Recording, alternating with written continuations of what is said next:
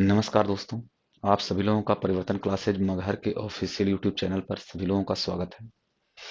जैसा कि देखेंगे, सेशन को आगे बढ़ाते हुए पिछले क्लासों में हमने पढ़ा हुआ था प्रैक्टिस सेट के बारे में। अगर आपने नहीं देखा होगा तो उन क्वेश्चनों को जा करके जरूर देख लीजिएगा और हमें ये जरूर बताइएगा कैसा लगा आपको वीडियो, और वीडियो को लाइक जरूर कर देंगे। अपने दोस्तों को शेयर भी कर दीजिएगा। चैनल में अगर नए हैं तो सब्सक्राइब जरूर कर दीजिएगा। चलिए आते हैं हम लोग आगे के क्वेश्चनों में, सॉल्व करते हैं और देखते हैं। ये जो क्वेश्चन आपके सामने आए हुए हैं ना, ये आपके यूपीएसआई भी हो गए, एसएससी सीजीएल के हो गए, बैंकिंग के हो गए, या सीपीओ एसआई के हो गए। इन सब तरीके के यानी कि जो वनडे में होते हैं जितने भी क्वेश्चन, वे सारे क्वेश्चन उसी टाइप से हमने यहाँ पर लिया गया है। देखेंगे क्वेश्चनों पे आते हैं। सबसे पहले क्वेश्चन आपसे क्या कहा जा रहा है? क्वेश्चन में ये कहा जा रहा है कि दो संख्याओं का महत्तम समापवर्तक 19 है और उनके लघुत्तम समापवर्तक के अन्य दो भाजक 23 और 24 हैं।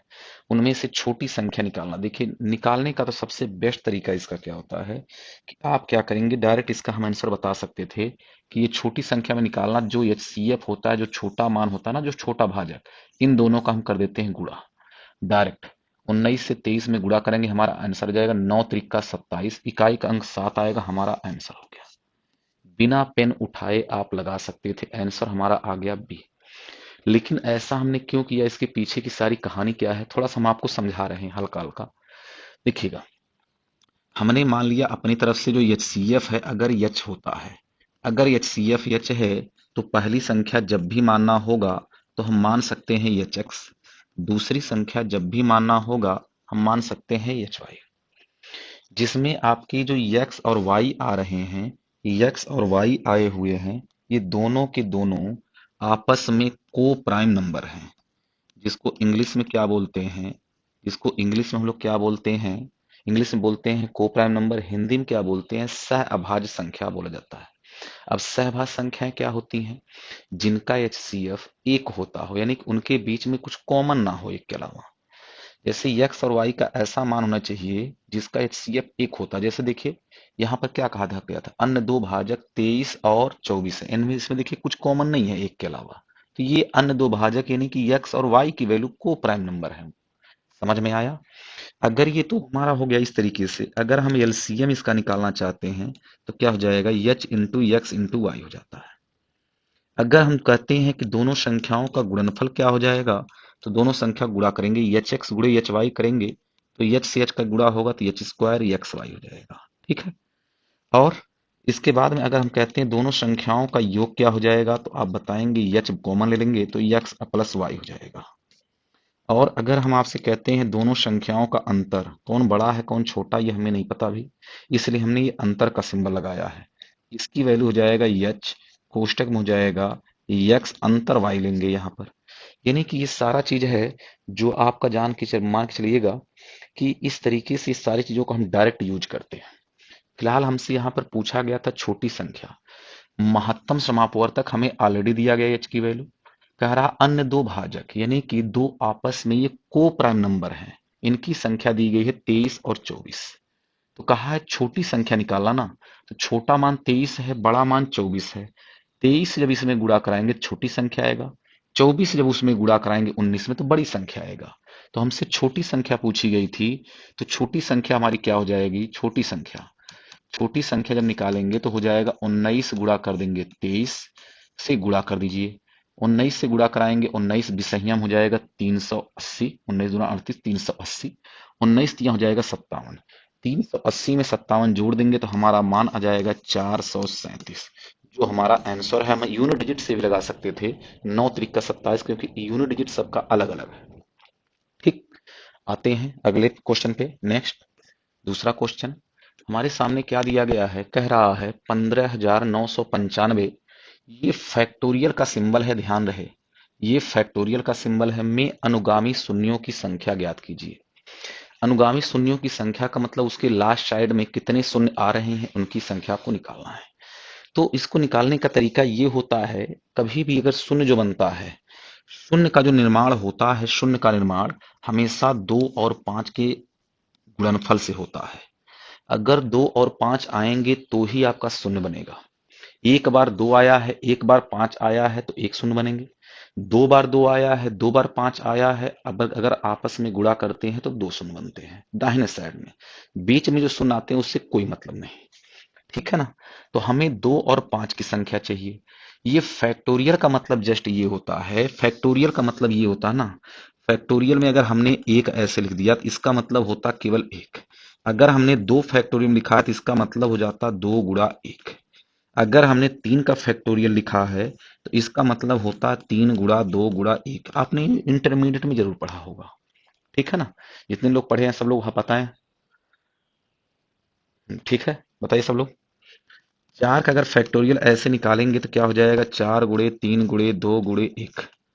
यहां पर इस तरीके से मान निकालेंगे तो ऐसे जब आप देखेंगे ना 15,995 का फैक्टोरियल 15,995 से 1 तक की सभी संख्याओं का गुणा करेंगे तब तो आपकी हालत खराब हो जाएगी। तो यहां पर हमें 5 की संख्या निकालनी। 5 की संख्या निकलेगा कैसे, आपको यहां पर ना 2 बहुत बार आएंगे। देखिए जब आप गुणा कराएंगे ना 2 बहुत बार आएंगे, केवल 5 को आप पकड़ के रखिए। तो ये जो 15,995 है, 15,995 में है, इसमें आप 5 से भाग दीजिए। 5 जब भाग देंगे कितनी बार जाएगा, 5 तियाएं हो जाएगा 15, 5 एकम हो जाएगा 5, यहां भाग देंगे। 5 एकम हो जाएगा 5, बचेगा 4 और 9 49, 5 नवा हो जाएगा 45, बचेगा यहां से 4 और 5, 5 नवा हो जाएगा 45। सही भाग दिया है, एक बार देख लेते हैं। 5 तियाएं हो जाएगा 15, 5 एकम 5, बचेगा 4 और 9 49 जाएगा, 5 नमा 45, बचेगा 4 और 5 45, फिर से 5 नमा 45। ठीक है। अब जो ये मान आया है ना, इसमें फिर से आप 5 से भाग दीजिए। इसमें आप फिर से 5 से भाग देंगे और कब कहेंगे आप कब तक भाग देना है, जब तक की संख्या हमारी 5 से छोटी ना आ जाए। 5 से भाग दीजिए। 5 छका हो जाएगा 30, बचेगा 1 9, 5 तियाएं 15, बचेगा 4 9, पूरा पूरा एग्जैक्ट लिखना है। बचेगा 4 9, 5 नवा हो जाएगा 45। फिर से इस 639 में 5 से भाग दीजिए। 639 में 5 से भाग दीजिएगा। गलती नहीं होनी चाहिए, 5 से भाग देंगे 6 बार। 5 छका 30, 1 9, 5 तियाएं 15, बचेगा 4 9 49, 5 9 45। पूरा पूरा एग्जैक्ट लेना है, दशमलव में नहीं लेना। ठीक है ना। 5 से भाग देंगे, 5 एकम हो जाएगा 5, बचेगा 1 3, 5 दुनाए 10, बचेगा 3 9, 5 साते 35। फिर से 127 में हम 5 का भाग देंगे तो आप बोलेंगे पूरा पूरा 25 पहले तो आ ही जाएगा। 25 में फिर से 5 से भाग देंगे, 5 आएगा। 5 में फिर से 5 से भाग देंगे, 1 आएगा। अब इन सभी मानों को हम जोड़ देंगे, जो आया हुआ है इतने शून्य उसमें बन के आ जाएंगे। जोड़ के जरा देखिए कितना आ रहा है, जोड़ के जरा देखें कितना आ रहा है। जोड़ेंगे, देखिए जुड़वाइए आप लोग, क्योंकि इकाई का अंक सबका अलग अलग नहीं है, सेम मिल रहा है। एक काम करिए ना, मोटी मोटा देखिए हम जोड़ करके देख सकते हैं, क्योंकि दो दो सौ का अंतर है। तो आप ऐसे समझिएगा, 3100 में अगर 600 जोड़ेंगे, 31 6 हो जाएगा 3700, 3700 हो गया। और फिर उसके बाद में 3100 में जब 600 जोड़ दिया 3700, 3700 में 100 जोड़ेंगे ना, 3800 से वैल्यू ज्यादा आएगी। 3800 से वैल्यू अगर ज्यादा आएगी तो केवल एक ही ऑप्शन में है ही, और वही हम लगा करके आगे बढ़ जाएंगे, खत्म। बात समझ में आया हमने क्या कहा। यानी कि 3800 से जो हमने जोड़ा नहीं, हमने बस ये देखा कि 3800 से वैल्यू कौन सी ज्यादा, ऑप्शन में एक ही ऑप्शन उससे ज्यादा था, वही हमारा आंसर हो गया। ठीक है ना। आप जोड़ भी सकते हैं, यूनिट डिजिट अलग अलग होता तो हम इकाई का अंक से देख लेते हैं। 9 9 हो जाता 18, 18 7 25 के 5, 5 5 10, 5 15 और 1 16, इकाई का अंक 6 आता। लेकिन हर एक ऑप्शन में 6 है, इसलिए हमने इकाई के अंक से नहीं लगाया। ठीक है। बाकी अब जोड़ करके देख लेते हैं। देखिए अगला क्वेश्चन कह रहा है, एक स्मार्ट टीवी 1,61,100 में खरीदा गया था। इसकी कीमत 30% अधिक अंकित की गई थी। इसे अंकित मूल्य पर 20% की छूट पर बेचा गया है। स्मार्ट टीवी पर लाभ प्रतिशत कितना था। रुपए में कह रहा है, रुपए में नहीं है ये एक्चुअल में ना रुपए में नहीं है, ये रुपए में नहीं रहेगा, ये परसेंटेज में रहेगा। ठीक है ना, ये चीज ध्यान रखेंगे आप लोग थोड़ा सा, ये रुपए में नहीं होना चाहिए, ये हटा दीजिए। उसका लाभ प्रतिशत जब बताना है, प्रतिशत में हो ही गया तो रुपए कहां से आएगा फिर। अब देखिएगा इस क्वेश्चन को कैसे लगाते हैं। सबसे पहले तो आपसे मान जब प्रतिशत में पूछा है तो इस एग्जैक्ट डाटा को लेकर के चलने से कोई मतलब नहीं, आप इसको इग्नोर कर दीजिए। बाकी चीजों को आप लेकर के चलिए।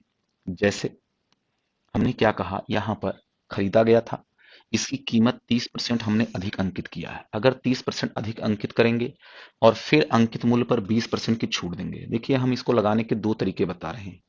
सबसे पहले तो हम आपको बता रहे हैं कि इसको हम 100 मान के कैसे लगाएंगे। अपनी तरफ से हमने ना सीपी मान लिया है 100 रुपया, कह रहा है एमपी जो माना गया है ना, इससे 30% बढ़ा करके कह रहा है, यहाँ बोला है देखिए खरीदा गया था, इसकी कीमत 30% अधिक अंकित की गई। किससे अधिक अंकित की गई? क्रय मूल्य से अधिक अंकित की गई। तो 100 से 30% अधिक अंकित करेंगे तो कितना हो जाएगा? 130। ठीक। फिर कह रहा है इसे अंकित मूल्य पर 20% की छूट पर बेचा गया। अंकित मूल्य हमारा 130 आया, अगर 20% की छूट पर इसे हम बेचेंगे तो एसपी कितना होगा? 130 से 20% कम। 130 से 20% कम यानी कि मान निकालेंगे हम 80% का। ठीक है ना? 100 200 से 200 कट गए, हमारा मान आ जाएगा 104 रुपया। 100 की जो वस्तु थी, एटलीस्ट लास्ट में हमारी वह वस्तु 104 में बिक गई। 100 रुपए की वस्तु लास्ट में हमारी 104 रुपए में बिक जाती है। तो 100 रुपए पर 4 रुपए का फायदा है ना। ये कितने रुपए पर 4 रुपए का फायदा? 100 रुपए पर। अगर 100 रुपए पर 4 रुपए का फायदा है तो 4% का फायदा होगा। आंसर हो गया। ठीक। अब हम आपको एक चीज और बता रहे हैं, इसको एक और तरीके से हम लगा सकते हैं। यहां से आप निकाल सकते हैं प्रॉफिट परसेंटेज। कैसे लिखे निकालेंगे वह? तो आप कर सकते हैं यम माइनस जाएगा डी, माइनस जाएगा यम इंटू डी, और बटे कर सकते हैं आप 100 का। अब कहेंगे ये यम क्या है? यम का मतलब है मार्क प्राइस को बढ़ाया है, डी का मतलब होता है डिस्काउंट को जितना दिया है, और बाहर से आप लगा देते हैं परसेंटेज। बस इससे भी हम लगा सकते हैं। देखिए यम का मतलब मार्क प्राइस यानी कि मार्कअप किया, मार्क प्राइस नहीं है, यम का मतलब मार्कअप यानी कि जितना परसेंट हम बढ़ा करके लिखते हैं। 30% बढ़ाया है तो यहां लिख दीजिए 30, डिस्काउंट दिया है 20% का तो यहां लिख दीजिए 20, माइनस कर दीजिए 30 गुणा हो जाएगा 20, और बटे के नीचे आ जाएगा 100 के। डबल शून्य से डबल शून्य आपके कट जाने हैं, तो यहां से जब आप निकालेंगे 30 में से 20 घट जाएगा तो मान जाएगा 10, 10 में से 6 और घटा देंगे तो मान जाएगा 4। और जितना ही मान आता है डायरेक्ट परसेंटेज में आता है, अगर प्लस में आएगा तो प्रॉफिट, माइनस में आएगा तो लॉस। समझ में आ गया होगा। ये हो गया दूसरा तरीका। ठीक है ना?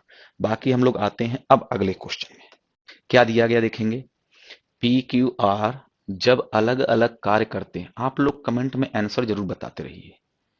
क्वेश्चन को देखिएगा, आप वीडियो को थोड़ा सा पहले पॉज करिए, पॉज कर करके आप आंसर लगाइए और बताइए हमें आंसर क्या आएगा। कमेंट में आंसर जरूर बताया करिए। क्या दिखा गया है? कह रहा पी क्यू और आर जब अलग अलग कार्य करते हैं तो किसी कार्य को क्रमशः 36 दिन, 48 दिन और 144 दिन में करते हैं। ध्यान दीजिएगा, जब पी क्यू और आर की हम बात कर रहे हैं तो क्या दे रहा है? कह रहा पी वाला काम को जब करता है तो कै दिन में करता है वह? 36 दिन में। क्यू वाला काम कितने दिन में कर लेता है? 48 दिन में। आर वाला काम कितने समय में करता है? 144 दिन में। इन तीनों का आप निकाल दीजिए एलसीएम, तो ये हो जाएगा टोटल वर्क। ये हमारा हो जाएगा टोटल वर्क, ये ध्यान रखेंगे नहीं, कुल कार्य। आगे क्या बोला है? पी क्यू आर एक साथ मिलकर कार्य करना शुरू करते हैं। पी कार्य पूरा होने से 12 दिन पहले कार्य छोड़ देता है। अगर पी कार्य पूरा होने से 12 दिन पहले छोड़ता है, उससे हम जबरदस्ती कहेंगे कि आप काम करिए। जैसे अगर पी कार्य नहीं छोड़ा होता 12 दिन तो पी भी लास्ट तक काम करता। और क्या बोला आगे जा करके? और क्यू 8 दिन पहले कार्य छोड़ देता है। पी और क्यू, अगर पी वाला अगर 12 दिन पहले छोड़ रहा है, क्यू अगर 8 दिन पहले कार्य छोड़ रहा है, अगर वो भी काम करते आर के साथ में, तो शुरू से लेकर के अंत तक तीनों के तीनों व्यक्ति काम करते। क्लियर हुआ? तो देखिएगा, यही काम हमें करना है। जो छोड़ रहे हैं काम, उनसे जबरदस्ती ऐसे पकड़िए और कह दीजिए काम करिए। ठीक है ना? देखिए अब देखेंगे 144 काम, लेकिन अगर वो पी काम करेगा ना, तो अपना कार्य अगर 12 दिन करेगा तो 12 दिन का कार्य उसका एक्स्ट्रा हो जाएगा। क्यू का भी उसी तरीके से 8 दिन का काम एक्स्ट्रा हो जाएगा। उतना एक्स्ट्रा काम कितना आएगा, जरा देखते हैं। सबसे पहले देखेंगे 36 से आप 144 को काटेंगे तो यहां पर आ जाएगा इसका इसकी क्षमता कितनी है? 4 की। 48 से भाग देंगे इसकी क्षमता हो गई 3 की। 144 से भाग देंगे इसकी क्षमता हो गई 1 की। इसका मतलब P वाला एक दिन में 4 काम करेगा। अगर 144 काम टोटल करना है तो P वाला एक दिन में 4 काम करेगा, Q वाला एक दिन में 3 काम करेगा, R वाला एक दिन में 1 काम करेगा। तो जरा देखिएगा, अगर ये हम कहते हैं कि P वाला कार्य छोड़ा ना होता 12 दिन पहले, अगर वो 12 दिन काम करता तो एक दिन में वो 4 काम करता है, तो 4 गुणे 12 काम एक्स्ट्रा करता। 4 गुणे 12 काम एक्स्ट्रा करता, यानी कितना काम एक्स्ट्रा करता? 48 काम एक्स्ट्रा करता। सेम उसी तरीके से कह रहा है, अगर क्यू 8 दिन पहले छोड़ रहा, उससे भी कहिए काम करिए। अगर वो 8 दिन तक और काम करता तो एक दिन में क्यू करता है 3 काम, तो 8 दिन में कितना काम किया होता? 24 काम। 8 त्रिक का 24 काम। टोटल कितने काम एक्स्ट्रा हो जाते? 48 और 24 मिला करके 72 काम एक्स्ट्रा होते। 72 काम एक्स्ट्रा हो जाते। अगर ये 72 काम एक्स्ट्रा हो जाते तो अब वर्क कितना होता? अब वर्क कितना होता? टोटल वर्क अब कितना हो जाता? तो आप बोलते 144 काम पहले था, 72 काम और हो गया। यानी कुल मिलाकर के अब हम जोड़ देंगे, 4 2 6 और 14 और 7, 4 2 हो जाएगा 6, 14 और 7 जोड़ देंगे तो मान जाएगा 21, यानी कि 216 काम हो गया होता। ठीक है ना? अब कह रहा है टोटल अब जो होता, अगर 12 दिन पहले छोड़ा था, 8 दिन पहले छोड़ा था, उसको हमने काम करवा दिया, अब शुरू से लेकर के अंत तक सब रहेंगे। तो हम समय निकालेंगे, यहां से टाइम टाइम निकालेंगे एक साथ में, तो कितना आ जाएगा? 216 में अब तीनों एक साथ काम कर रहे हैं। 4 3 7 1 8 से भाग दीजिए। 8 से भाग देंगे तो 8 से भाग देंगे 25 और 2 मिला के 27, यानी कि 27 दिन काम चलेगा। और किस ऑप्शन में हमारा आंसर है? सी ऑप्शन है। ठीक है ना? चलिए, क्वेश्चन में ये कह रहा है 25 व्यक्ति किसी कार्य को 60 दिन में पूरा कर सकते हैं। उन्होंने कार्य शुरू किया, x दिनों के बाद 10 लोगों ने काम छोड़ दिया। अच्छा, ये चीज जरा बताइएगा, जब 25 व्यक्ति कार्य को शुरू करते हैं और 60 दिन में पूरा कर लेते हैं, ये अगर टोटल हम काम की बात करते हैं तो 25 व्यक्ति 60 दिन में पूरा काम खत्म कर देंगे। ठीक है? उन्होंने कार्य शुरू किया, उन्होंने मतलब कितने? जो थे उतने, यानी कि 25 लोग थे तो 25 के 25 लोग की बात कर रहा है, काम शुरू किया। 25 के 25 लोगों ने काम शुरू किया, कह रहा है यक्स दिनों के बाद, यानी कि 25 लोगों ने काम शुरू किया यक्स दिनों के बाद। यक्स दिन उन्होंने काम किया, उसके बाद में क्या हुआ है? 10 लोगों ने कार्य छोड़ दिया। अगर 25 लोग कार्य कर रहे थे, 10 लोग छोड़ेंगे तो 15 लोग काम करेंगे ना। कह रहा कुल टोटल कार्य 80 दिनों में समाप्त हुआ है। यक्स दिन पहले खत्म हुआ था, 80 दिन में टोटल खत्म होना, तो कितने बचे हैं? 80 माइनस यक्स दिन और बच गए हैं। 80 माइनस 15 लोग 80 माइनस यक्स दिन काम करेंगे। 25 लोग स्टार्ट से यक्स दिन काम किए थे।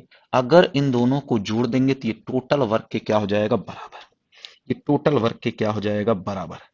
जो कितना आ जाएगा? अब यहाँ फिर सॉल्व कर लीजिए। 25 से 60 में गुणा कराइए। 25 से 60 में या तो 5 से काट लीजिए, देखिए 5 से कट जाएगा 3 हो जाएगा, 5 से इसको भी काट सकते हैं 5 जाएगा, 5 से इसको काट दीजिएगा 5 जाएगा। आसान हो गया।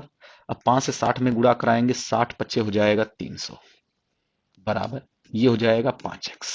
प्लस 3 से गुणा कराएंगे, 8 त्रिक का 24, 240 माइनस जाएगा 3x। 5x में से 3x घटा लीजिए तो मान जाएगा 2x। 240 इधर चला जाएगा तो ये हो जाएगा 60। 60 बराबर हो जाएगा 2x। तो x की वैल्यू हमारा जो आएगा वह आएगा 30। यानी कि स्टार्ट से यानी कि प्रारंभ से 30 दिन के बाद में 10 लोगों ने काम छोड़ा था। आपको यक्स का मान बताना है और यक्स का मान हम ऑलरेडी निकाल दिए हैं। आंसर कितना आ गया? A option. ठीक है ना? आते हैं अगले क्वेश्चन पे। नेक्स्ट अगला क्वेश्चन क्या दे रहा है, बहुत ध्यान समझिएगा। इस क्वेश्चन में थोड़ा सा यहाँ से मिसप्रिंट है, इसको हम सही करवा देते हैं। यहाँ पर 30 की जगह पे आपको लिखना है, इसके जगह पर यहाँ पे रहेगा 20। ठीक है, अब बताइए आंसर। 1 मिनट का समय है, आप लोग बताइए आंसर। बहुत बढ़िया क्वेश्चन है ये। कह रहा है एक टंकी में 2 नल लगे पाइप ए 30 मिनट में भर सकता है तथा बी खाली करने वाला पाइप है। ये दोनों पाइपों को एक साथ खोल दिया जाए तो टंकी एक साथ 20 मिनट में खाली हो जाती है। यानी कि जब दोनों एक साथ चलते हैं ना तो टंकी कह रहा है 20 मिनट में खाली हो जाती है। ए अकेले भरने वाला है, कह रहा है ए भरने वाला है जो 30 मिनट में भरता है, ए प्लस करने वाला है, बी खाली करने वाला है। लेकिन जब दोनों एक साथ में ए और बी चलते हैं ना, तो लास्ट में टंकी कह रहा है 20 मिनट में खाली हो जाती है। अगर 20 मिनट में खाली हो जाती, दोनों जब मिल के चलेंगे तो यहां हो जाएगा 20। अब ये भरने वाला है, ये खाली करने वाला, ध्यान रहे, दिमाग में बैठा रखिएगा। 30 और 20 का एलसीएम लेंगे तो टोटल टंकी की क्षमता हमने मान लिया है 60 की है। 30 से भाग देंगे तो मान आएगा 2 का, 20 से भाग देंगे मान आएगा 3 का। लेकिन एक चीज ध्यान रखिएगा, यहाँ पर जब ए वाला चलता है तो ये भरने वाला है, जब दोनों एक साथ में चलते हैं तो टंकी खाली हो रही है, तो ये माइनस हो जाएगा। हमें निकालना है बी की कैपेसिटी कितनी है। अगर ए के जगह पे मान हमने रख दिया प्लस के 2, तो बी का मान कितना रखें? बी का मान कितना रखेंगे कि -3 आ जाएगा, दोनों को जोड़ करके -3 आना चाहिए। तो आप कहेंगे इसकी वैल्यू -5 रख दीजिए। 2 में से 5 को माइनस करेंगे, 2 में से 5 को घटा देंगे तो मान जाएगा -3, यानी कि बी की क्षमता आ गई 5 की। और हमसे बी का ही मान पूछा गया था, यानी कि बी की क्षमता जब 5 लीटर निकालने की है तो 60 लीटर खाली करने में कितना समय लगेगा? 5 से भाग दे दीजिए, -5 से भाग देंगे तो मान जाएगा -12 मिनट। माइनस का मतलब जस्ट कुछ नहीं है, माइनस का मतलब होता है टंकी को ये क्या कर रहा है? खाली कर रहा है। माइनस का मतलब जस्ट कुछ नहीं है कि ये टंकी को क्या कर रहा है? खाली कर रहा है। और कितने मिनट में खाली कर रहा है? 12 मिनट में खाली कर रहा है। और यही हमारा हो गया आंसर। ठीक है ना? ए का मान देखिएगा +2 आएगा। अगला क्वेश्चन पे आते हैं। नेक्स्ट 27 नंबर क्वेश्चन क्या कह रहा है? एक कार निर्धारित समय से 4 घंटे देरी से निकलती है, लेकिन 480 किमी दूर अपने गंतव्य तक समय पर पहुंचने के लिए उसे अपनी सामान्य चाल को 10 किलोमीटर प्रति घंटा बढ़ाना पड़ता है।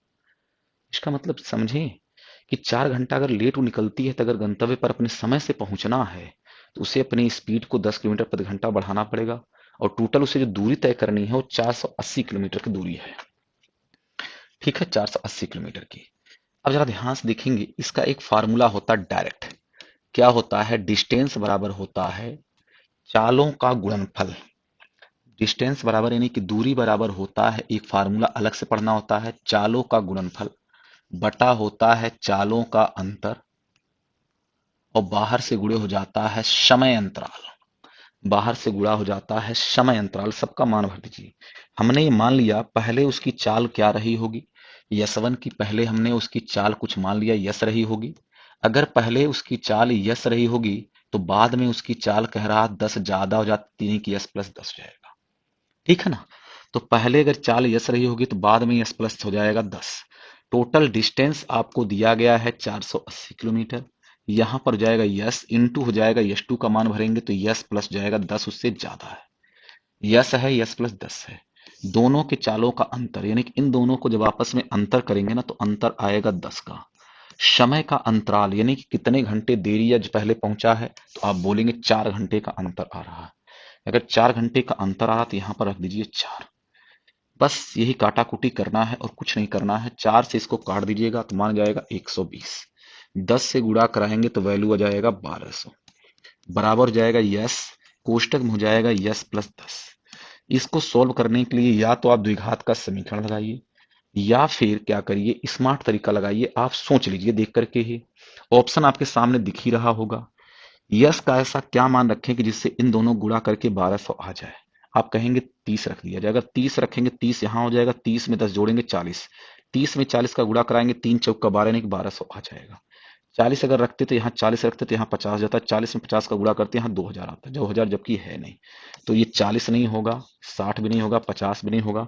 हमारा आंसर क्या हो जाएगा? सी ऑप्शन हमारा आंसर होगा। 30 किलोमीटर प्रति घंटा उसकी हो जाएगी सामान्य चाल, पहले वाली चाल। अगर ये पूछा गया होता बढ़ी हुई चाल उसकी क्या है, बढ़ी हुई चाल अगर पूछा गया होता तो सामान्य चाल तो उसकी आ गई 30, सामान्य चाल आ गई 30। अगर बढ़ी हुई चाल पूछता 30 में 10 जोड़ करके तब आंसर आप बताते 40 आता।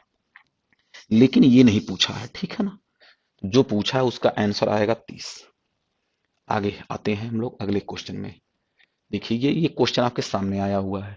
अगर ये क्वेश्चन आपके सामने आया हुआ तो इसमें हम आपको 3-4 क्वेश्चन एक साथ बता रहे हैं।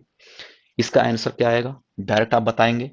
यहां पर ये 30 दिया गया है, आपको क्या करना है ना, जब ऐसे बटे बटे में यहां पर इनफाइनाइट तक जाता है अगर 30-30 बार बार दे रहा है तो क्या करते हैं, कैसे लगाते हैं इस क्वेश्चन को? तो इस क्वेश्चन को लगाने के लिए जो 30 है ना, इसको आप तोड़ दीजिए। 30 को आप तोड़िएगा तो कैसे टूटेगा? ऐसे मानों में तोड़ना होता है, ऐसे मानों में इनको तोड़ना होता है कि जिनका डिफरेंस एक आता हो, जिनका डिफरेंस एक आता हो। ऐसे मानों में आपको तोड़ना होता है जिनका डिफरेंस एक आता हो। अगर वैल्यू ये प्लस में है, अगर ये वैल्यू प्लस में है तो आंसर हमारा हो जाएगा बड़ा वाला। अगर हमारा मान ये प्लस में है तो आंसर हमारा हो जाएगा बड़ा वाला, जो हमारा आंसर आएगा यहाँ पर 6। ठीक है, ये शॉर्टकट है, यही इसका शॉर्टकट है। इसको डिटेल में नहीं बताना है हमें। डिटेल में अगर बताएंगे तो इसको आपको द्विघात समीकरण से लगाना पड़ेगा। x बराबर इतना कर दीजिए, फिर दोनों साइड में स्क्वायर करिएगा। बता दे रहे हैं हल्का सा, दोनों साइड में स्क्वायर करेंगे तो स्क्वायर बराबर हो जाएगा 30 प्लस जाएगा, इसके आगे ये बच जाएगा, फिर से इसको x लिख देंगे, इधर माइनस लेकर के आएंगे, x square minus x minus जाएगा 30 बराबर 0। अब इसको सोल्व कर लीजिएगा द्विघात समीकरण से, आपका x का मान निकल जाएगा। लेकिन इतना समय आपके पास में है नहीं, तो आपको ऐसे नहीं लगाना है, आपको डायरेक्ट इसका शॉर्टकट देखना है। अब एक और होता है इसका, यही सेम चीज अगर हम दे देते, हम यहीं पर माइनस लगा देते बस। अगर हमने यहीं पर माइनस लगा दिया होता तो हमारा आंसर कितना आता, यहां पर इनफाइनाइट तक। तो भी हम इसी तरीके से सेम तोड़ेंगे जैसे हमने पीछे वाले में तोड़ के आपको बताया। 30 को हम तोड़ते तो किसमें तोड़ेंगे, 5 और 6 में। 5 छका हो जाएगा 30। अब अगर ये माइनस में है तो हमारा आंसर हो जाएगा छोटा वाला, तो हमारा आंसर होता, इसका आंसर आता 5। ठीक है ना। अगर प्लस में है तो आंसर आएगा इसका, इसका आंसर आएगा 6। अब जरा और सुनिएगा, अगर ये वैल्यू गुणे में दे दिए जाए, जैसे हमने कहा 30 इंटू, फिर से कड़ी लगा दिया 30 इंटू, फिर से कड़ी लगा दिया 30 इंटू, फिर से लगा दिया कड़ी 30 इंटू, यहां पर कर दिया इनफाइनाइट तक। ये गुणे क्या है, सिंबल बीच में। अब अगर ये गुणे का सिंबल होता तब कितना आंसर आता, तब इसका जो आंसर आता वो डायरेक्ट हमारा यही 30 आ जाता है। सबको बेसिक से लगा के एक बार चेक कर लीजिए। x बराबर इतना, एक बार स्क्वायर करिएगा तो x स्क्वायर बराबर आएगा 30 इंटू एक्स, तो x की जो वैल्यू आएगा वो आ जाएगा 30। यहां पर इसकी वैल्यू आ जाएगा 30। ठीक है ना। ये कब आएगा, जब गुणे में होगा तब। अगर यही चीज गुणे में रहे, ये अगर यही चीज गुणे में रहे, यही चीज गुणे में रहे, 30 इंटू हमने कर दिया, फिर से 30 इंटू कर दिया, 30 इंटू कर दिया, फिर से 30 कर दिया, केवल अब हम इनफाइनाइट तक देखिए, ये तीनों मान इनफाइनाइट तक हैं, ये तीनों मान, लेकिन ये इनफाइनाइट तक नहीं है। तो हम क्या करते, जो ये मान आ रहा है इसको ऐसे लिख देते हैं। अब करड़ी गिनते कितनी करड़ी है, 1 2 3 4 करड़ी है। अगर 4 करड़ी होते हैं तो द्वि पर घाते 4 का मान निकालिए। द्वि पर घाते 4 की वैल्यू कितना होता है, 16। बात समझ में आया। द्वि पर घाते 4 की वैल्यू होता है 16, तो 16 को आप नीचे लिखेंगे, उससे एक कम ऊपर लिख देंगे। हमेशा ये 2 की घात करना, अगर जितने करड़ी है उतना का। 4 करड़ी है तो 4 की घात लगाना है, 5 करड़ी होता 5 की घात लगाते, 6 करड़ी होता 6 की घात लगाते, और जो मान आएगा उसको बटे के नीचे उससे एक कम ऊपर। ये हो जाएगा इसका शॉर्टकट आंसर हो जाएगा। अब ये आते हैं हम लोग अगले क्वेश्चन पे। 29 नंबर क्वेश्चन कह रहा, एक पुलिसकर्मी एक चोर का पीछा करता है जो उससे 630 मीटर दूर है। यदि वे क्रमशः 9.5 किलोमीटर प्रति घंटा की और 6.5 किलोमीटर प्रति घंटा की चाल से दौड़ते हैं तो पुलिसकर्मी द्वारा पकड़े जाने से पहले चोर द्वारा कितनी दूरी किलोमीटर में दशमलव के स्थान एक तक सम्मिलित है, यानी कि सन्निकट बताना है। दशमलव के एक स्थान तक बताना है, क्या आंसर होगा इसमें से, किलोमीटर में लेकिन है, ये ध्यान रखिएगा। देखेंगे सबसे पहले तो हमें वो समय निकालना है। जैसे चोर जो पुलिस वाले से है 630 मीटर आगे है। आप समझिएगा, अगर चोर यहां पर है तो सिपाही यहां पर है या पुलिस वाला यहां पर है।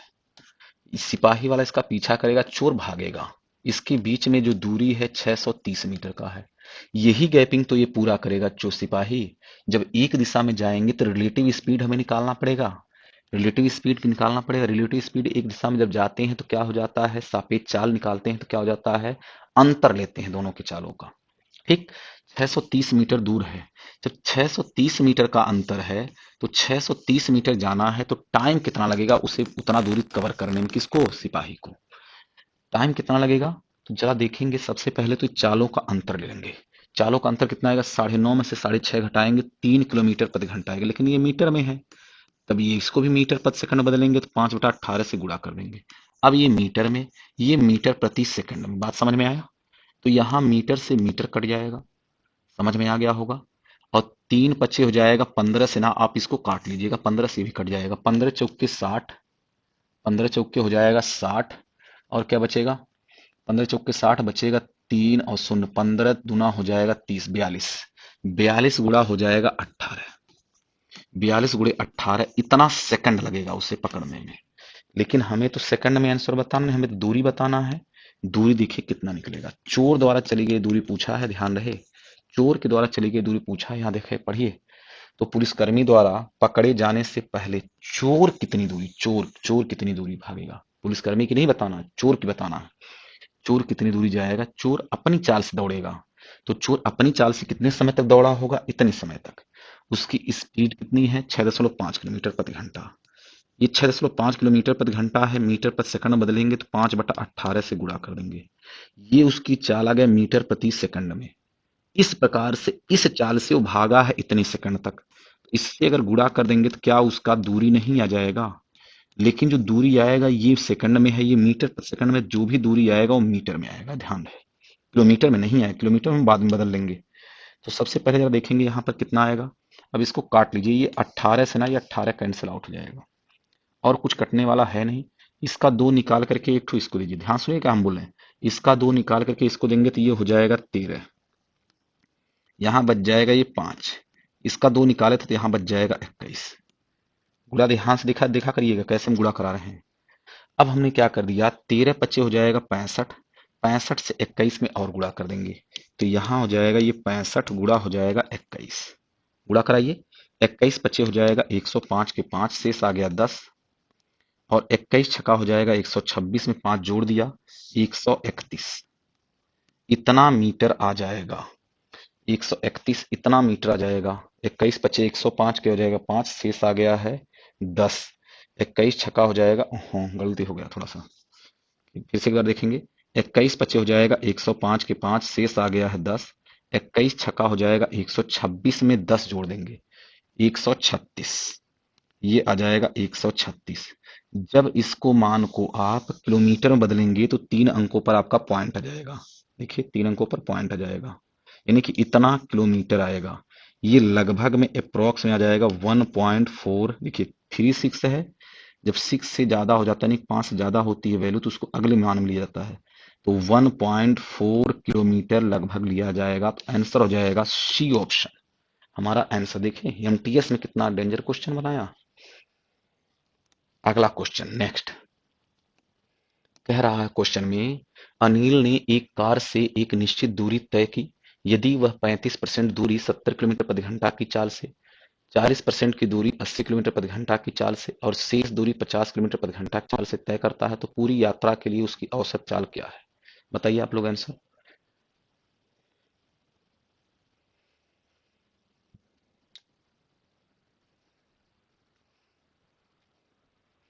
कमेंट में आंसर बताइए।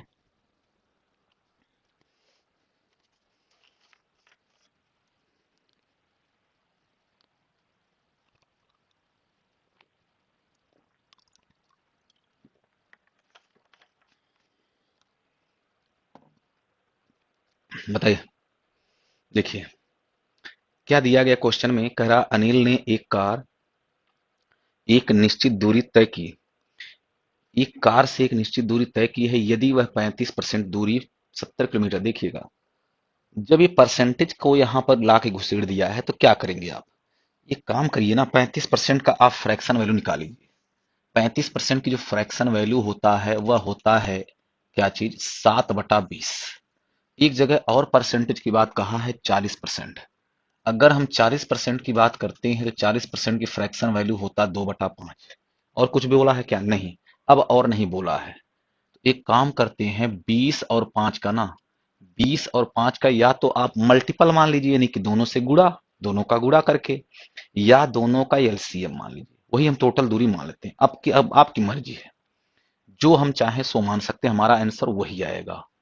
सबसे पहले जरा बताएंगे औसत चाल जो होता है ना, एवरेज स्पीड, एवरेज स्पीड बराबर होता क्या है, टोटल डिस्टेंस, यानी कुल चली गई दूरी, कुल चली गई दूरी बटा होता है टोटल टाइम, टोटल लगने वाला समय कितना है।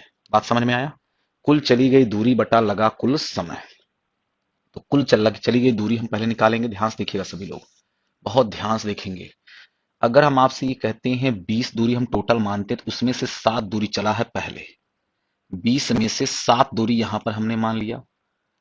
7 दूरी अगर निकाल देंगे तो यहाँ 5 में से 2, यानी कि जो भी दूरी रहा होगा उसका 2/5 दूरी चला है।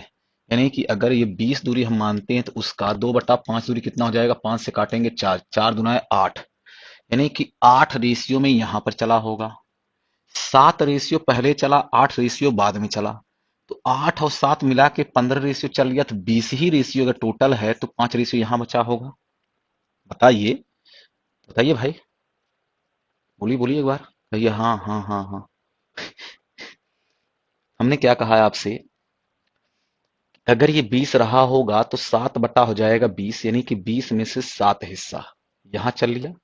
अब 20 का ही जो हमने टोटल दूरी माना है ना, टोटल दूरी हमने 20 ही तो माना है। टोटल दूरी हमने कितना माना है? 20। अब इसी 20 का 2/5 भाग निकालेंगे तो कितना आ जाएगा? 4 दुना हो जाएगा 8 दूरी यहां चला होगा। अगर 7 यहां चला, 8 यहां चला, टोटल हो गए 15। बचा कितना है? 5 दूरी बच गया, 5 यहां पर हमने लिख दिया। अब ये 7 वाला जो दूरी गया है वो 70 किलोमीटर प्रति घंटा की चाल से गया है। यहां पर जब उसकी चाल 70 किलोमीटर प्रति घंटा है, यहाँ पर 80 किलोमीटर प्रति घंटा है, यहाँ पर 50 किलोमीटर प्रति घंटा ये दिया गया है। ये कितना डाटा आसान है। अगर हम एक काम अपनी तरफ से कर देना तो बड़ा आसानी से लग जाएगा क्वेश्चन। कैसे कैसे लग जाएगा जरा बताएंगे? एक एक ना शून्य बढ़ा दें, इसको 20 की जगह पे 200 मान लें। तो अगर 200 मानेंगे तो ये 70 हो जाएगा, ये 80 हो जाएगा, ये 50 जाएगा। जरा बताइएगा टाइम कितना आएगा? टाइम जरा बताएंगे, टाइम कितना आएगा? 70 किलोमीटर जाता है, ये किलोमीटर में आ गया, किलोमीटर में आ गया, 70 किलोमीटर जाएगा 70 की स्पीड से 1 आवर। यहां भी आएगा 1 आवर, यहां भी आएगा 1 आवर। अब डायरेक्ट एवरेज स्पीड निकालिए, टोटल डिस्टेंस बटा टोटल टाइम। हम डायरेक्ट यहां निकाल रहे हैं एवरेज स्पीड, कितना हो जाएगा? कुल चली गई दूरी, कुल चली गई दूरी कितनी है? Total 200 kilometre. कुल लगा समय 1 घंटा, 1 घंटा, 1 घंटा, 3 घंटा गया। 200 में 3 से भाग देंगे, 200 में 3 से भाग देंगे, 66 से ही 2/3%, 66 से 2/3 किलोमीटर प्रति घंटा ये आपका आंसर है। परसेंटेज में नहीं आएगा, 66 से ही 2/3 किलोमीटर प्रति घंटा आंसर है। आते हैं अब अगले क्वेश्चन पे। अगला क्वेश्चन क्या दे रहा है? पढ़ते रहिए आप लोग, आंसर बताते रहिए। दो रेलगाड़ियां एक ही दिशा में 44 किलोमीटर प्रति घंटा और 70 किलोमीटर प्रति घंटा की चाल से चल रही। धीमी रेलगाड़ी में बैठे एक व्यक्ति को पार करने में तेज रेलगाड़ी द्वारा लिया गया समय 72 सेकंड है। तेज तेज चाल से चलने वाली रेलगाड़ी की लंबाई क्या है? एक चीज ध्यान रखिएगा, जिसमें कोई व्यक्ति बैठा होता है उस ट्रेन की लंबाई से यहां पर कोई मतलब नहीं। और अगर ट्रेन आदमी को पार करेगी तो आदमी की लंबाई हम लोग क्या मानते हैं? नगड़ के बराबर मानी जाती है। ठीक, ये ध्यान रखिएगा।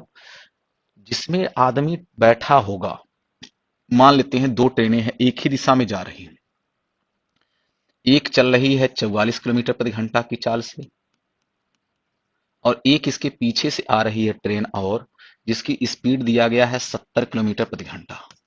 ध्यान समझिएगा, इस वाले में आदमी बैठा हुआ, इस वाले में अगर इस वाले में आदमी बैठा है तो ये ट्रेन आएगी इसे पार करेगी। ये आदमी है ना, ये ट्रेन आएगी ऐसे पार करेगी तो आदमी, जब ट्रेन आएगी तो आदमी को पार कर रही ना, ट्रेन से हमें कोई मतलब नहीं, इस ट्रेन से कोई मतलब नहीं है। यानी कि ये ट्रेन इस आदमी को पार करेगी। ये वाली ट्रेन जो तेज चल रही ट्रेन ना 70 वाली, जो 70 वाली ट्रेन चल रही है, यह उस आदमी को पार करेगी। अगर ये आदमी को पार कर रही हो तो आदमी की लंबाई तो नगड़ मानी जाएगी ना। अगर नगड़ मानी जाएगी तो क्या करेंगे हम लोग यहां से? अब कैसे निकाला जाए? अब इस ट्रेन की लंबाई निकलेगी, लंबाई बराबर यानी कि दूरी निकालेंगे, दूरी बराबर क्या होगा? चाल गुणे समय। लेकिन एक दिशा में जब जाएंगे तो सापेक्ष चाल निकालने के लिए हमें चालों का अंतर लेना पड़ेगा। तो सापेक्ष चाल कितनी आ जाएगी? 70 में से 44 घट जाएगा, 70 में से 44 घटेगा तो मान जाएगा 26 किलोमीटर प्रति घंटा। ये किलोमीटर प्रति घंटा आया है, मीटर प्रति सेकंड बदलेंगे तो क्या करेंगे? 5/18 से गुणा। ये अब आ गया है मीटर प्रति सेकंड, क्योंकि हमें मीटर में दिया गया है। कह रहा इस प्रकार से उसे पार करने में 72 सेकंड का समय लगता है। अगर 72 सेकंड का समय लगता है तो समय से अगर इसमें गुणा कर देंगे, दूरी बराबर होता है चाल गुणे समय। दूरी बराबर चाल गुणे समय लगा दिया, 18 से इसको काट देंगे 4 बार में, 4 × 5 = 20, 20 से 26 में गुणा कराएंगे तो मान जाएगा 520 मीटर हमारा ये आंसर हो जाएगा। किस ऑप्शन में है? ए ऑप्शन में हमारा आंसर है। ठीक है ना? आगे आते हैं हम लोग, अगले क्वेश्चन पे चलते हैं। नेक्स्ट क्वेश्चन 32 नंबर क्वेश्चन में क्या दिया गया देखेंगे। यदि चावल के मूल्य में 25% की वृद्धि की जाती है तो चावल की खपत में कितने प्रतिशत की कमी की जानी चाहिए ताकि चावल पर होने वाला खर्च 40% कम हो जाए। इसको हम देखिए दो तरीके से बताएंगे। एक तो रेशियो वाले तरीके से बताएंगे, एक डायरेक्ट हम आपको फार्मूला लगा के बता देंगे। ठीक है ना? कितना आएगा जरा देखेंगे, आप लोग बताएंगे।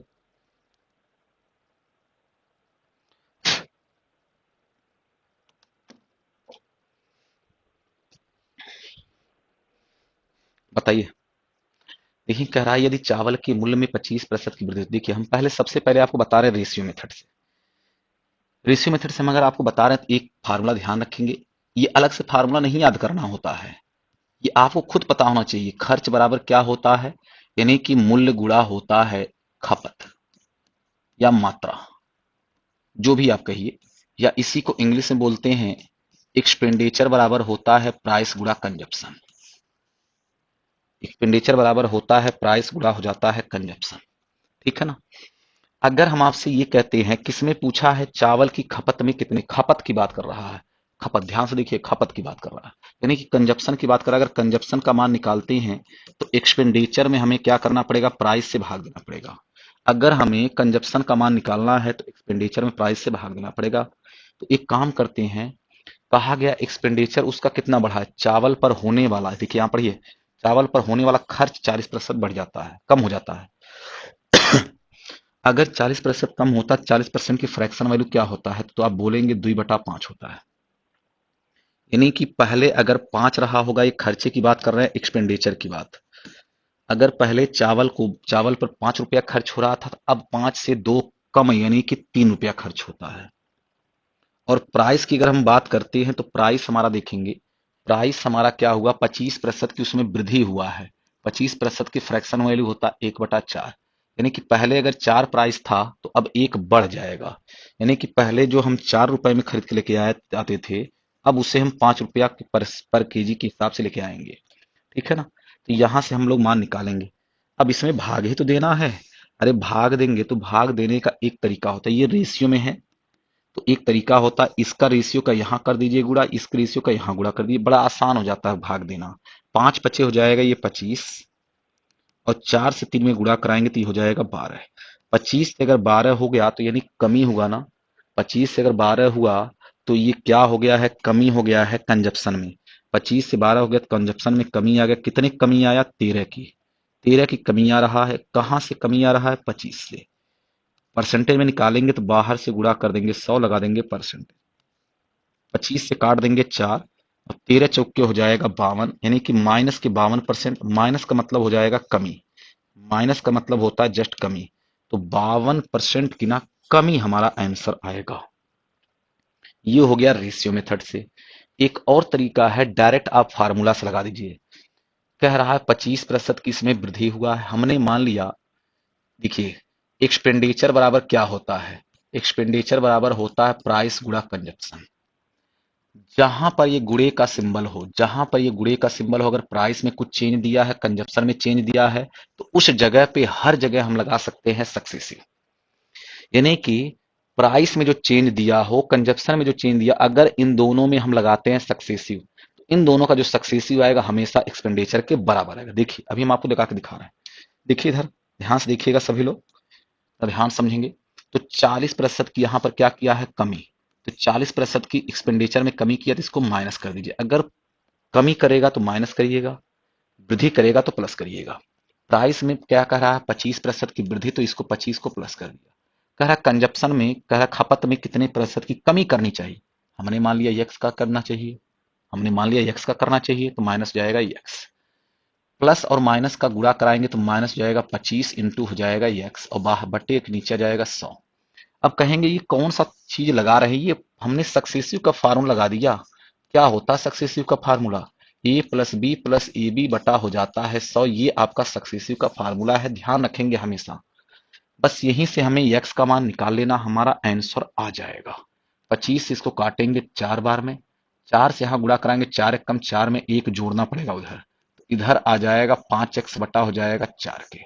समझ में आया? लेकिन ये आएगा माइनस में। 25 इधर निकालेंगे तो मान जाएगा माइनस के 65। 5 से इसको काटिएगा तो आ जाएगा 13। 13 चौका हो जाएगा, देखिए माइनस से माइनस से कट जाएगा। 13 चौका हो जाएगा 52, यानी कि x की वैल्यू आ जाएगा 52।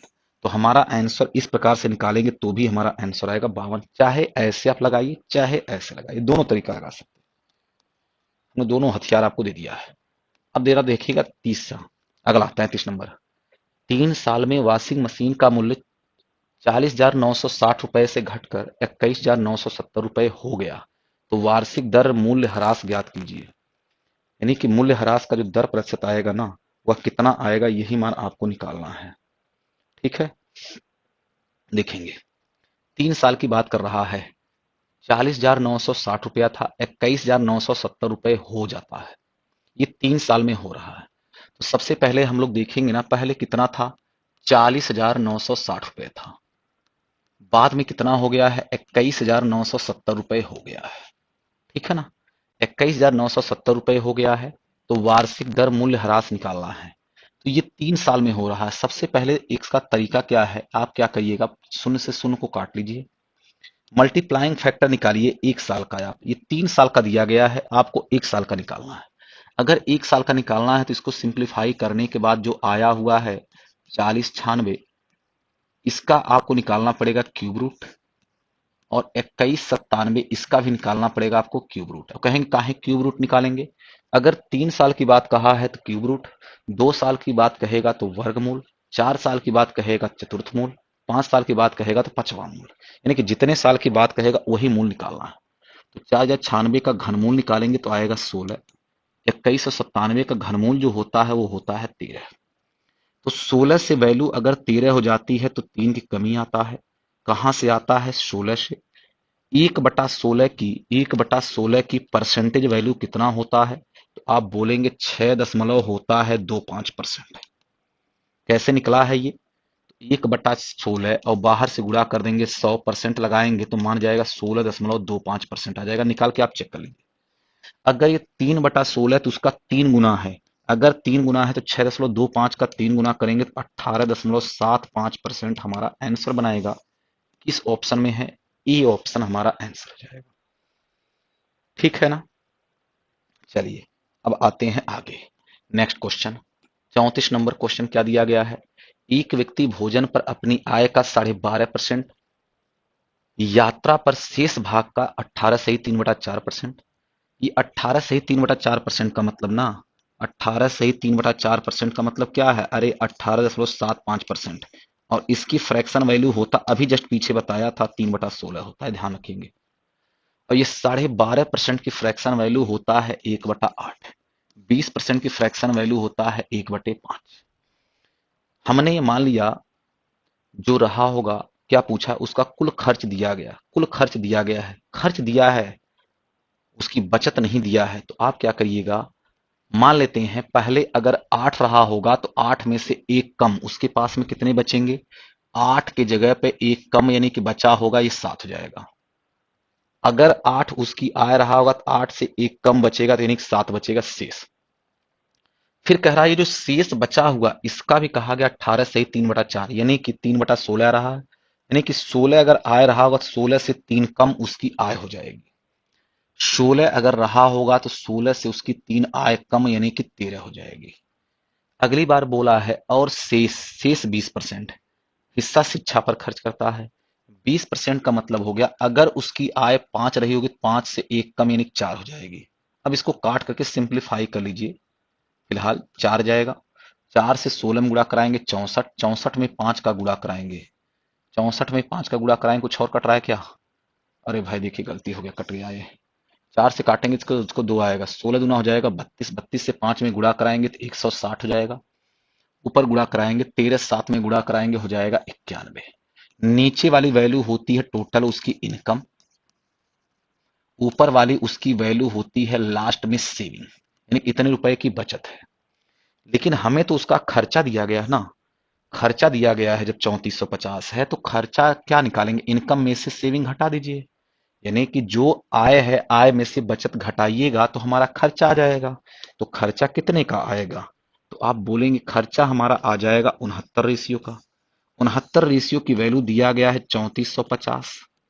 69 × 5 = 345, एक शून्य कै गुना हो गया 50 गुना।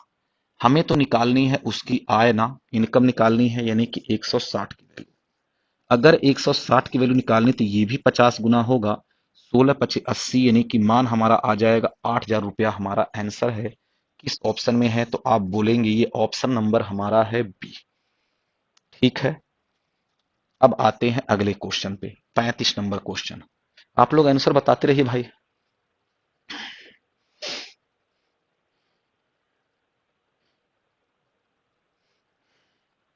देखिए क्या दिया गया है, एक निर्वाचन क्षेत्र की मतदाता सूची में शामिल कुल लोगों में से 90% लोगों ने चुनाव के दौरान मत डाले हैं।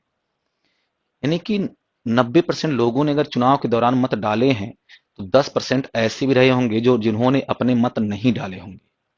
10% ऐसे भी रहे होंगे जिन्होंने अपने मत नहीं डाले होंगे। तो नहीं डालने वाले से फिलहाल कोई मतलब है नहीं। हमने टोटल मत मान लिया मतदाता सूची में, मतदाता सूची में मतदाता सूची में हमने ये मान लिया कितने मत थे, यक्स मत थे। देखिएगा 2023 में आया है इस सीरियल के। देखिए यहां पर सब कुछ लिखा है कितने किस सन में कौन सा आया है। तो यक्स मत रहे होंगे। यक्स मत का 90% लोगों ने अपने मतों का प्रयोग किया है, यानी कि 9 बटा हो जाएगा 10। 90% का मतलब 9/10। 9/10 लोगों ने अपने मतों का प्रयोग कर लिया। ठीक है, के दौरान मत डाले हैं। डाले गए मतों में से 15% अवैध हो गया। डाले गए मतों में से 15% अगर अवैध हो जाएगा तो 15% की फ्रैक्शन वैल्यू क्या होता है, 15% की फ्रैक्शन वैल्यू होता है 3/20। यानी कि 20 में से 3 मत खराब हो गया। 20 में से 3 मत खराब हो गया। अगर 20 में से 3 मत खराब हो गया तो शेष कितने बचे होंगे, कितने सही रहे होंगे, मत कितने सही रहे होंगे, वैध कितने रहे होंगे, 17 मत वैध रहे होंगे। कह रहा जीतू, ये नाम है कोई, जीतू ने वैध मतों के, ये वैध मत आया, ये टोटल मत था, यहां पड़ा मत है, ये वैध मत आया। इस वैध मत का कह रहा 60% मत प्राप्त किए यदि जीतू को 91,800 वैध मत होते। यानी कि जीतू को ना 91,800 वोट मिला है, ये जीता नहीं है। कह रहा इसके 60% से तो जीत रहा है। 60% की फ्रैक्शन वैल्यू क्या होता है, 3/5। यानी कि इसके 3/5 वोट से तो जीत रहा है, लेकिन कितने वोटों से जीता हुआ है, तो आप बोलेंगे 91,800 वोटों से चुनाव जीत गया है। तो ये 91,800 के बराबर हो जाएगा। अब यहां से हम लोग मान निकाल लेंगे। कैसे मान निकलेगा जरा देखेंगे। इसी को हमें काटा-कूटी करना है और यक्स की वैल्यू निकालना है। कैसे निकालना है जरा देखेंगे। पहले आप 9 से काट लीजिए। 9 × 1 = 9, 9 दूना 18, 102 के बाद में डबल जीरो। 17 से काटेंगे, 17 छक्का हो जाएगा 102, 600 आ गया। 3 से काटेंगे तो मान जाएगा 200। समझ में आ गया। यक्स की वैल्यू निकालेंगे 10 × 20 × 5, 10 बिसैया में 200। 200 में 5 का गुणा कराएंगे 1000, 1000 से 200 में गुणा कराएंगे तो मान 1000 से 2200 में गुणा कराएंगे तो मान जाएगा 2 लाख। जो हमारा हो जाएगा आंसर, टोटल वोटों की संख्या हो जाएगा 2 लाख। ये हमारा आंसर हो जाएगा। क्लियर हो गया। बाकी अगले क्वेश्चन में हम लोग आते हैं। अगला क्वेश्चन क्या दिया गया है, 36 नंबर। कह रहा है लाभ प्रतिशत ज्ञात कीजिए यह देखते हुए कि अनुभा ने अपना स्कूटर 31,524 रुपए में बेचा, जिसमें विक्रय मूल्य का 1/6 लाभ प्राप्त हुआ। बहुत आसान है, बिल्कुल आसान। ये 2024 का आपका है, बताइएगा। कह रहा लाभ प्रतिशत ज्ञात कीजिए यह देखते हुए कि अनुभा ने अपना स्कूटर 31,524 रुपए में बेचा है, जिससे विक्रय मूल्य का 1/6 लाभ प्राप्त हुआ है। और लाभ प्रतिशत में निकालना, प्रतिशत में अगर निकालना है तो इस एग्जैक्ट डाटा से क्या मतलब है भाई, कोई मतलब नहीं है ना। विक्रय मूल्य का कह रहा, विक्रय मूल्य का, यानी कि जो तुलना कर रहा नीचे वाला वैल्यू विक्रय मूल्य होगा। यानी कि इसका मतलब हो गया 1/6 लाभ प्राप्त किया है। यानी कि नीचे वाली वैल्यू अगर विक्रय मूल्य होगा तो उस पर 1 रुपए का प्रॉफिट लिया है। अब आप हमें बताएंगे, आप खुद बताएंगे, किसी वस्तु को 6 रुपए में बेचने से 1 रुपए का लाभ होता है। किसी वस्तु को 6 रुपए में बेचने से 1 रुपए का लाभ होता है, तो क्रय मूल्य कितना रहा होगा। तो आप बोलेंगे क्रय मूल्य जो उसका रहा होगा क्रय मूल्य जो उसका रहा होगा, सीपी जो रहा होगा, एसपी से 1 रुपया कम, यानी कि 6 रुपया अगर एसपी रहा होगा तो सीपी हमारा 5 रुपया रहा होगा। बात समझ में आ गया? यानी कहने का मतलब हमारी ये है कि 6 रुपए में बेचने पर 1 रुपए का हमें लाभ है। तो 6 रुपया अगर एसपी रहा होगा तो 5 रुपया सीपी रहा होगा। 5 रुपए की वस्तु 6 में बिकेगी तो 1 रुपए का लाभ होगा। कहां से लाभ होगा? 5 से लाभ होगा। परसेंटेज में निकालना, इसलिए बाहर से गुणा 100 और लगा देंगे परसेंटेज। तो यहां से जब आप इसको काटेंगे तो मान हमारा आ जाएगा 20%। हमारा आंसर हो जाएगा किस ऑप्शन में है? तो आप बोलेंगे ऑप्शन नंबर हमारा बी है। क्लियर होगा? आंसर आप लोग बताते रहिए भाई। देखिए अगला क्वेश्चन, 3-4 क्वेश्चन और है, इसको भी निपटा देते हैं। एक खुदरा विक्रेता 22,400 रुपए में 12 जोड़ी जूते खरीदता है। उसका ऊपरी खर्च 1,600 रुपए है। यदि वह इन 12 जोड़ी जूतों की बिक्री से 28,500 रुपए अर्जित करता है तो उसका लाभ प्रतिशत ज्ञात कीजिए। देखिए लाभ प्रतिशत में निकालना है, कोई दिक्कत नहीं, यहां पर तो हमें लेके चलना पड़ेगा, लेकिन इस 12 जोड़ी का कोई मतलब नहीं है, बहुत ज्यादा उसका यूज नहीं है। आप ऐसे समझिएगा, जब वो खुदरा विक्रेता 22,400 रुपए में पहले जूता को खरीदा है, 1,600 रुपया उसका और उस पर कुछ खर्च आ गया होगा, जैसे ट्रांसपोर्ट का चार्ज हो गया, लेके आने जाने का, या खर्चा हो गया, या मजदूरी हो गया, कुछ भी इस तरीके से मानिए, बहुत सारी चीजें होती हैं। तो ये 1,600 रुपया और खर्च हो जाता है, तो टोटल मिला के उसका सीपी क्या बनेगा? सीपी जो उस जूते का आ जाएगा ना, वह 22,400 रुपया तो खरीदने में लगाया, 1,600 रुपया और लगा दिया था, तो टोटल मिला के क्या 24,000 रुपया उसका सीपी नहीं बन जाएगा क्या? 24,000 रुपया उसका सीपी बन जाएगा। समझ में आ गया होगा? अगर हम एसपी की बात करते हैं, अगर हम एसपी की बात करते हैं तो एसपी कितना हो जाएगा? 28,500 है। एसपी उसका कितना है? 28,500 रुपया है। समझ में आया? कुछ नहीं करना है, बस इन्हीं दोनों से आपको परसेंटेज निकालना है। 24,000 की वस्तु 28,500 में अगर बिक रही तो कितना परसेंट हुआ? डबल शून्य से डबल शून्य आप रेशियो ले लीजिए, आसान हो जाता है, रेशियो लेने से छोटा हो जाता है मान। 5 से काटिएगा तो यहां मान जाएगा 48। 5 से जरा इसको काटेंगे तो 5 से काटेंगे 55 25, बचेगा 3 5 5 7 35, 3 से और कट जाएगा तो 16 हो जाएगा, तो ये 19 हो जाएगा। 16 की वैल्यू 19 में बिक रहे, 3 का फायदा हुआ। 3 का फायदा होगा, कहां से फायदा होगा? 16 से। और अभी कुछ देर पहले बताया हुआ था 3/16 की परसेंटेज वैल्यू होता है 18.75%। हमारा आंसर आ जाएगा। क्लियर हो गया? आप लोग भी अपना अपना आंसर बताते रहिए भाई। अगले क्वेश्चन में चलेंगे, 38 नंबर। क्या दिया गया देखते हैं एक बार, और जरा समझने की कोशिश करिएगा। इस क्वेश्चन में थोड़ा सा मिसप्रिंट है। वह क्या मिसप्रिंट है हम आपको बता दे रहे हैं। यहाँ पर ये 38 ना होकर के थोड़ा सा अलग अलग कर दीजिए, इसको क्वेश्चन नंबर अलग कर दीजिए। और यहाँ पर जो लिखाएगा वो 151.2 रुपया है। 38 नंबर क्वेश्चन यहाँ पर डाल देते हैं, ठीक है ना। अब देखिएगा, ये क्वेश्चन को लगाने का सबसे बेस्ट मेथड हम आपको बता रहे हैं। कैसे लगाया जा रहा जाएगा जरा देखेंगे, समझेंगे। एक काम करना है, कुछ नहीं करना है आपको। कह रहा है 151.2 रुपए में बेचने पर 18 संतरे बेचने पर, कह रहा 18 संतरे बेचने पर एक आदमी को 20% का नुकसान हो जाता है। तो सबसे पहले ना इसका तरीका क्या है, 18 को लीजिए और 20 को लीजिए। 18 को ले लिया, 20% का यहाँ पे कह रहा नुकसान है। अगर 20% का नुकसान है तो 100% में से 20% घटा के 80% लीजिए, कोई दिक्कत नहीं। कितने रुपए में कहा गया था? 151.2 रुपए में, तो यहां पर लिख दीजिए 151.2 रुपया। समझ में आया? यानी कि ऊपर हमें क्या रखना है, जितनी क्वांटिटी है और जितना परसेंटेज का नुकसान होगा। अगर नुकसान है तो 100 से माइनस, अगर लाभ होगा तो 100 से प्लस, ठीक है ना। अब कह रहा 30% का लाभ कमाने के लिए 819 रुपये में कितने संतरे बेचने चाहिए। हमने मान लिया कि यह संतरे बेचने चाहिए, और 30% का हमें लाभ होगा। अगर 30% का लाभ होगा तो यहां हो जाएगा 130, और बटे के नीचे आ जाएगा ये 819 रुपए के बराबर। बस यहां से काटा कुटी कर लीजिए, अब आपका आंसर आ जाएगा। यहां से एक दशमलव हटाइएगा, एक शून्य बढ़ा देंगे, जीरो से जीरो आपका कट जाएगा। 13 से जरा इसको काटिएगा, 13 छक्का हो जाएगा 78, बचेगा 3 9, 13 तिया हो जाएगा 39, 63 आ गया। 63 में देखिएगा हमें दिख रहा है एक चीज और, यहाँ परसेंटेज भी रहेगा, इस परसेंटेज से ये परसेंटेज कट जाएगा, ध्यान रखिएगा। अब यहाँ पर आया हुआ 80, यहाँ पर 18 भी है, यहाँ 18 में 9 छुपा, 9 से भी काटिए, 9 दूना 18, 9 से जरा इसको काटिएगा, 9 से काटेंगे, 9 एक कम हो जाएगा 9, बचेगा कितना, 6 एक 61 जाएगा, 9 छका हो जाएगा 54, बचेगा 7 दो हो जाएगा 72, तो 9 अट्ठे हो जाएगा 72।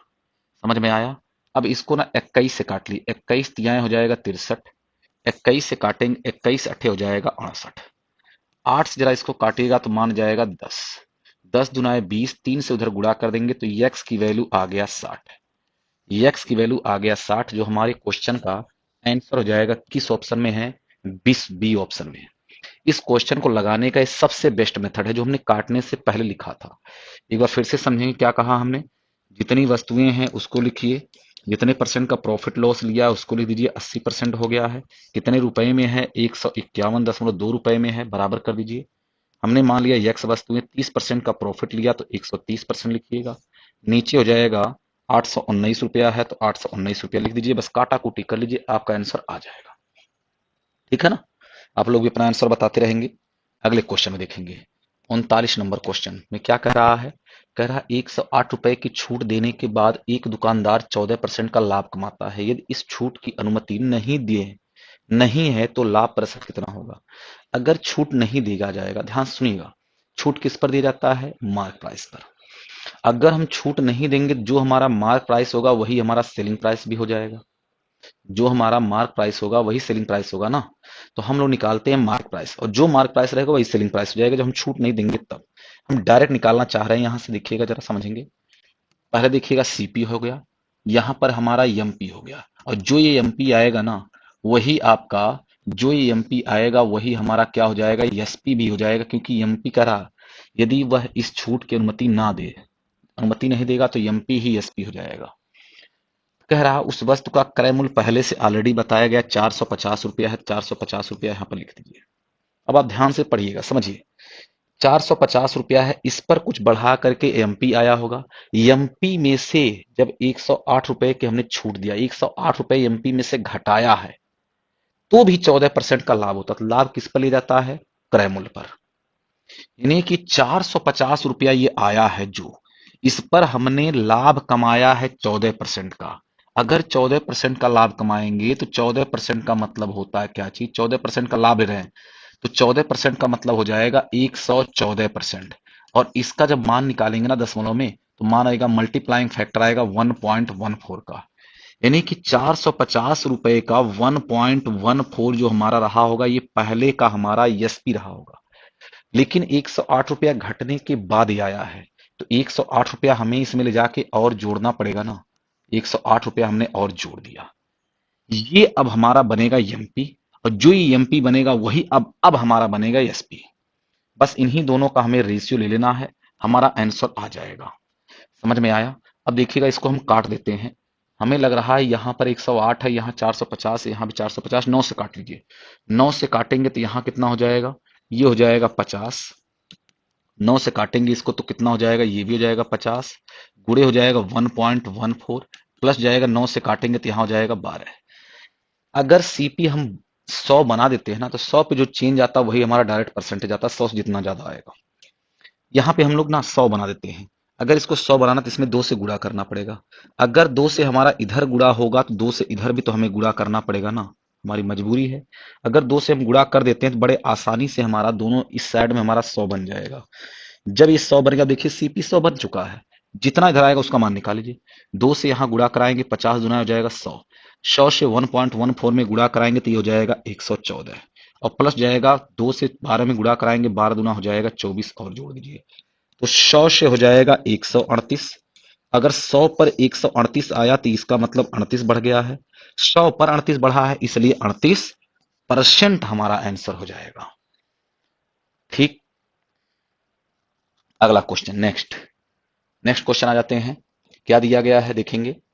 कह रहा 3 सेंटीमीटर त्रिज्या वाले एक ठोस गोले को पिघलाकर 4 सेंटीमीटर ऊंचाई और 10 सेंटीमीटर बाहरी व्यास वाला, देखिए थोड़ा बता दे रहे हैं, ये अगर ऐसे गोला है, इसकी त्रिज्या दी गई है 3 सेंटीमीटर, इसे पिघला करके एक खोखला गोला हमें बनाना है, खोखला गोला बनाना है, ध्यान रहे, खोखला बेलन बनाना है, गोला नहीं, खोखला बेलन बनाना है इस प्रकार से। समझ में आया कि नहीं आया? जब ये खोखला बेलन बनाना है तो इसमें एक चीज और कहा गया है, इसके बाहर वाले की जो त्रिज्या यानी कि बाहर वाले का जो व्यास दिया गया है वो 10 दिया गया, त्रिज्या हो जाएगी 5 का। इसके अंदर वाली त्रिज्या को हमने मान लिया स्मॉल आर रहा होगा। जब इस आकृति को पिघला करके इस आकृति को हम बनाएंगे, दोनों का आयतन हमें करना पड़ेगा बराबर। ये इसकी मोटाई है, यही मोटाई बताना है आपको, कितनी मोटाई है ये वाली, है ना, ये मोटाई आपको बतानी है। मोटाई आपका तभी निकल पाएगा जब स्मॉल आर की वैल्यू निकलेगा, और स्मॉल आर का मान तभी निकलेगा जब दोनों का आयतन हम बराबर करेंगे। इसका आयतन क्या होता है गोले का, तो आप बोलेंगे 4/3 पाई आर क्यूब। आर का क्यूब करेंगे नहीं, 3 गुणा हो जाएगा 3। ठीक है ना, क्या हो जाएगा, एक बार फिर से लिखते हैं, 4/3 पाई हो जाएगा, आर का क्यूब करेंगे नहीं, 3 गुणा हो जाएगा 3 बराबर। इसका आयतन क्या होता है, खोखले बेलन का आयतन क्या होता है, पाई हो जाएगा कैपिटल आर का स्क्वायर यानी कि बाहर वाले का स्क्वायर यानी कि 5 का स्क्वायर माइनस अंदर वाले का स्क्वायर इंटू हो जाएगा ऊंचाई एच। ऊंचाई एच इसकी कितनी दी गई, ऊंचाई दिया गया है 4 सेंटीमीटर का, तो 4 से गुणा कर दीजिए। पाई से आपका पाई कैंसिल आउट, 1 3 से 1 3 कैंसिल आउट, इस 4 से इस 4 को कैंसिल आउट, यहां हो गया 9 बराबर हो जाएगा 5 का स्क्वायर माइनस आर का स्क्वायर। तो आर के स्क्वायर को इधर कर दीजिए, 5 का स्क्वायर हो जाएगा 25 माइनस जाएगा 9 बराबर हो जाएगा 16। तो आर की जो वैल्यू आएगा वो आ जाएगा 4 सेंटीमीटर। स्मॉल आर की वैल्यू आ गया 4 सेंटीमीटर। हमें तो उसकी मोटाई बताना ना, थिकनेस बतानी है, मोटाई बताना नहीं थिकनेस बतानी है। तो बाहर वाले की त्रिज्या में से अंदर वाले की त्रिज्या घटा दीजिए, यानी कि 5 में से 4 घटाएंगे तो मान जाएगा 1 सेंटीमीटर, जो उसकी क्या हो जाएगी, उस सिलेंडर की मोटाई हो जाएगी। मोटाई कितना आ जाएगा, 1 सेंटीमीटर हमारा आंसर आ जाएगा। समझ में आ गया होगा। चलिए आते हैं आगे, आगे तो कुछ है नहीं, ध्यान देंगे। आज के लिए यहीं तक था। अभी तक हमारे साथ में जुड़े रहने के लिए आप लोगों को, सभी लोगों को धन्यवाद। और वीडियो को जरूर शेयर करिएगा, लाइक जरूर कर दीजिएगा, और कमेंट में जरूर आंसर बताते रहेंगे, देखते रहेंगे। ठीक है ना, मिलते हैं अगले क्लास में, तब तक के लिए नमस्कार।